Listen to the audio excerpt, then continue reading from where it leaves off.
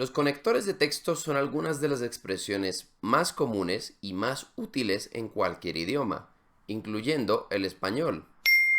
Son palabras o frases que conectan diferentes ideas, diferentes partes dentro de la oración. Existen muchos tipos de conectores y muchos más conectores aún.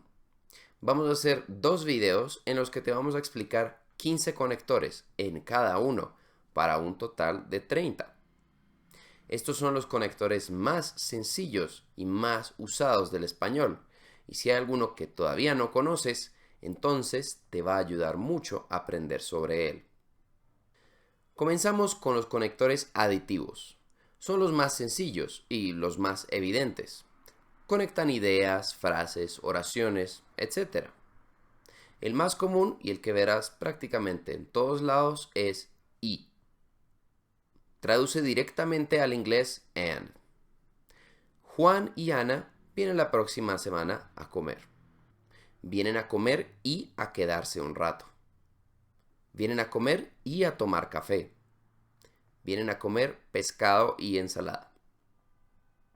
Además, traduce casi exactamente al inglés also o on top of that. Pero se usa de una manera un poquito diferente en español que los conectores en inglés. Andrea limpió la cocina y además barrió el piso. Fíjate que en esta oración también se usa y antes de además.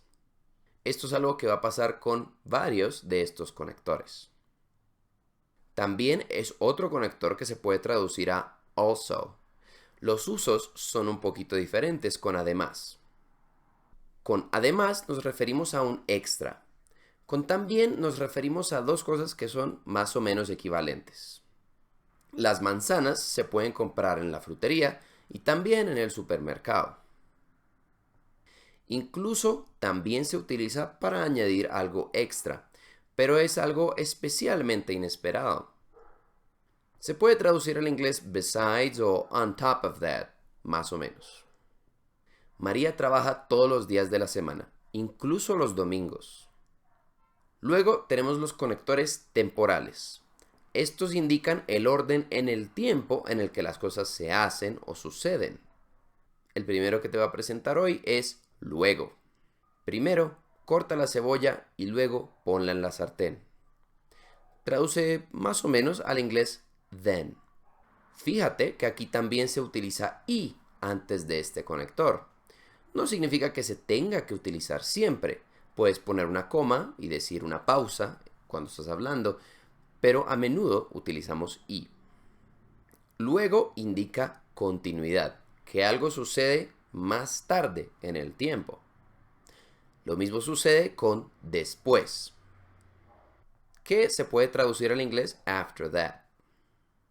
Juan terminó su trabajo y después se fue a la casa. Antes significa lo opuesto de luego y después. Significa que algo sucedió en un punto anterior en el tiempo. La reunión seguramente no terminará antes del mediodía. Traduce casi exactamente al inglés before. Inmediatamente es una palabra que también se puede utilizar como conector y significa en este momento. Josefina se acostó para relajarse e inmediatamente se durmió.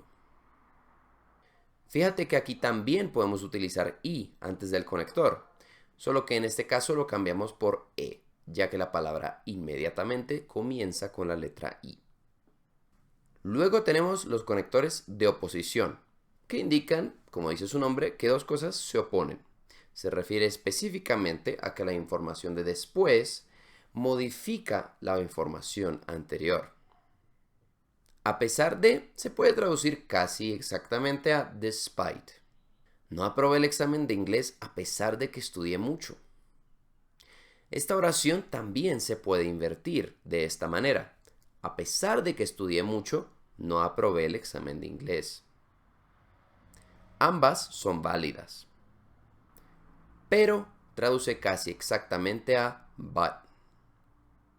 La película estuvo interesante, pero estuvo muy larga.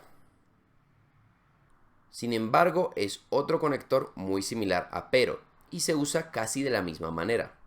Simplemente suena un poquito más formal. Martín me dijo que venía, sin embargo, a último momento cambió de opinión. En lenguaje hablado usualmente no usas sin embargo, a menos de que estés hablando de una manera un poco más formal. Así que en esta oración usualmente se usaría pero. Por el contrario, también traduce casi exactamente a una expresión en inglés, on the contrary. Mi computador no es de última generación, por el contrario, es bastante viejo, lo tengo hace 10 años. Luego tenemos los conectores de causa. Estos establecen una relación de causa y efecto entre dos partes de la oración. El primero es porque, que traduce casi exactamente a because. Es importante que distingas porque de por qué, que es la pregunta. Esto es un tema que confunde bastante incluso a los hispanoparlantes, pero no vamos a entrar en mucho detalle en él ahora. En este caso se escribe sin tilde y pegado, porque. No fui al paseo porque estaba muy enferma. Pues cumple la misma función, pero puedes encontrarlo si lees novelas o te encuentras con español un poquito más viejo. Es posible que en algunas regiones todavía se utilice. Háblale tú, pues lo conoces mucho mejor que yo. Acá puedes ver que la causa de la primera oración de ejemplo es estaba enferma. Y la de la segunda es lo conoces más que yo. Esta es la manera en cómo estas palabras indican la causa de algo.